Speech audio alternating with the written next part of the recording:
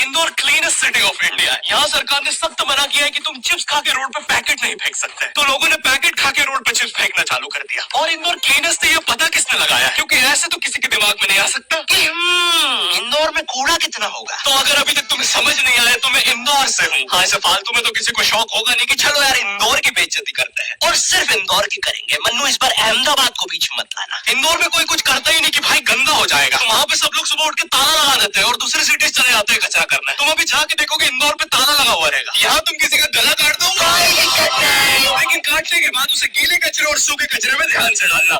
400 लोगों को टपका दिया, 300 बच्चों को उठवाया, 5 बवासीर वाले अंकलों को बिठवाया।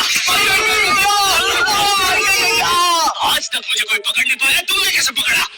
वो आपने ये गीला कचरा सूखे रहने दीजिए, मैं देख लूंगा। तो मैं इंदौर के एक पास वाले गांव खिड़किया में रहता हूँ। खिड़किया इतना छोटा गांव है, वहाँ एक वाईफाई नेटवर्क में पूरा गांव कवर हो जाता है। इनफैक्ट खिड़किया नाम भी उस वाईफाई नेटवर्क का ही था। तो गांव वालों ने सोचा यही रख लेते हैं। तो अभी खुद का चला लॉक हो गया मेरे गाँव का नाम। किसी ने वो वाईफाई हैक कर लिया है। इतना छोटा गाँव है, तुम नॉर्मली भी चलोगे तो ऐसा लगेगा कि 80 की स्पीड पे जा रहे हो। चीजें इतनी तेज साइड से निकलती है। भाई यहाँ इंसानों के लिए स्पीड ब्रेकर्स लगे और भागते समय तो हेलमेट पहनना पड़ता है। मेरे गाँव में लोंडे लड़के बोलते हैं अपनी लोकेशन भेज, फिर उन्हें पता चलता है वो ऑलरेडी लोकेशन पर ही है। यहाँ जितने लोग हैं उससे ज्यादा तो दिल्ली में लड़कियों के मेल बेस्ट फ्रेंड्स होते हैं। इतना खाली गाँव में लोग अपनी ही गुंजी में आवाज से बात कर रहे होते हैं। भाई मेरा गाँव मैन वर्सेस वाइल्ड के एपिसोड तक में है। दोस्तों मुझे नहीं पता मैं ये कहाँ आगे फंस चुका हूँ। मुझे तो ये भी नहीं लगता कि मैं यहाँ से जिंदा वापस जा पाऊंगा। या तो अपना मुंह भी चैन से जीने देते लोग, वो भी आकर छीन लेते हैं। मेरे गाँव में हर जगह बेटी पढ़ाओ बेटी बचाओ लिखा है, जो कि बेटियों से लिखवाया उनकी स्कूल छुड़वा के। इतने अंगूठे छाप लोग पढ़ लिखने के बाद भी पेन से अंगूठा बनाते हैं। अब पेन से फिंगरप्रिंट बनाने की कोशिश करते हैं।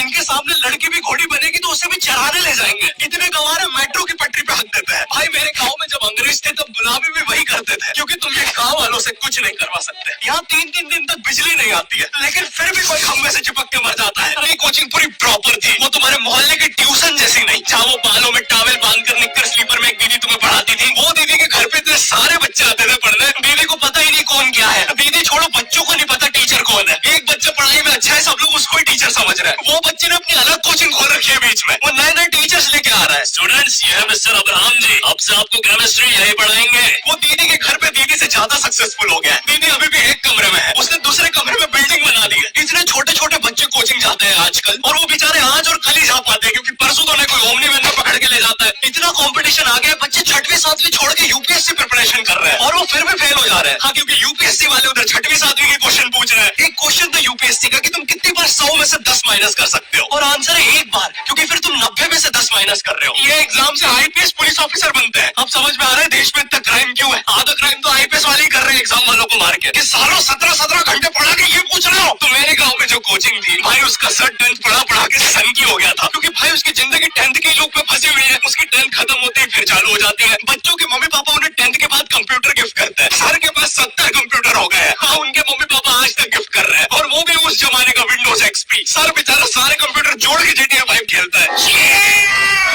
सर इतना 10th क्लास में है, वो कोचिंग के बाद अपनी कोचिंग की लड़कियों के सामने बाइक से स्टंट मार रहा होता है। देख कोमल, राजा तो सबको पीठ पे कुत्ते मारे हैं, तू कोई नई नहीं है। शबाक।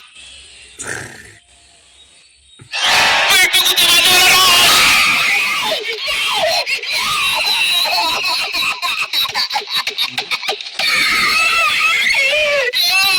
मेरी कोचिंग के बाहर हर साल एक बड़ा सा बैनर लगता था। उसमें जिस बच्चे के 90% बनते हैं उसकी बड़ी सी फोटो लगती है, और जिसके 60% बने हैं वो बड़ी सी फोटो लगा रहा होता था। वो 60% वाले बच्चे की इतनी सी फोटो आती है कोने में, वो भी खिल्ली से कूटी हुई। अब बैनर के बाकी कोनों को ग्लू से चिपकाया है, बस इसकी फोटो पे खूंटा ठोक रखा है। और हर कोचिंग में ना एक पैटर्न जरूर होता है कि आगे वाले बच्चे का तो कंफर्म है, वो तो टॉप करेगा ही करेगा। उसकी तो हाथों की लकीरों तक में 96% बना है। मुझे दिखाया उसने, मैं डर गया, बाद में ट्यूमर निकला वो।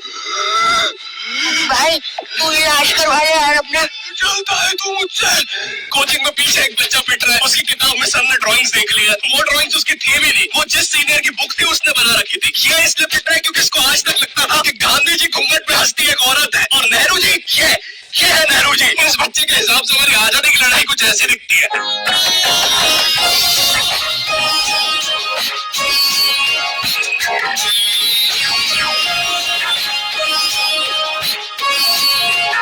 फिर आते हैं हमारे बोर्ड एग्जाम्स। बोर्ड एग्जाम्स मिलते हैं हमें डिफरेंट सेंटर। प्राइवेट स्कूल के बच्चे जाते हैं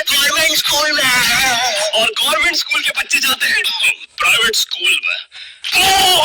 और भाई बहुत डिफरेंस होता है इन दोनों स्कूल में। प्राइवेट स्कूल के बच्चे बोलते हैं हमारे स्कूल के नीचे कब्रिस्तान है। गवर्नमेंट स्कूल के बच्चे बोलते हैं कब्रिस्तान के नीचे हवाई स्कूल है। गवर्नमेंट स्कूल की बेंचेस हमेशा हिलती रहती है। वहाँ के बच्चों की बॉडी का बैलेंस ही वही हो चुका है। उनको तो नॉर्मल बेंच पे बिठाओ वो उसमें भी हिलते रहता है। और भाई यहाँ के टॉयलेट ये बस टॉयलेट के लिए यूज नहीं होते हैं। अरे तुझे श्रेया का नंबर याद है क्या? चल मेरे साथ। कहाँ? अरे बाबा यहाँ तुझे किसी भी लड़की का नंबर मिल जाएगा। श्रेया अग्रवाल, श्रेया बंसल, श्रेया शर्मा, श्रेया राजा मिल गया। अरे लेकिन ये तो बंद है। अरे तो टेंशन की क्या बात है, इधर आइए ना, इधर बाकी नंबर भी है, चेक करिए। श्रेया जियो, श्रेया एयरटेल, श्रेया आइडिया। हेलो श्रेया। हाँ बोल।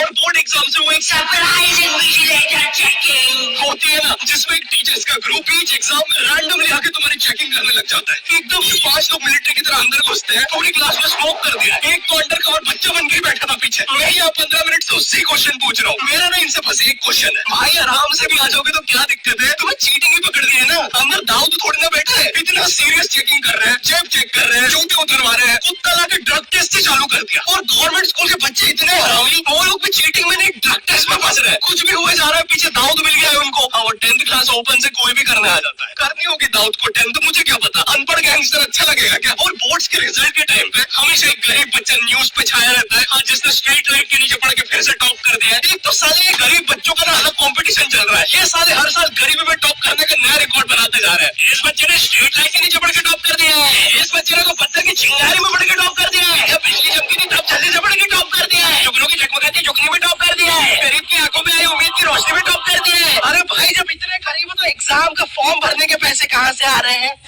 अब इसकी जो चल रही है उसमें भी पढ़ के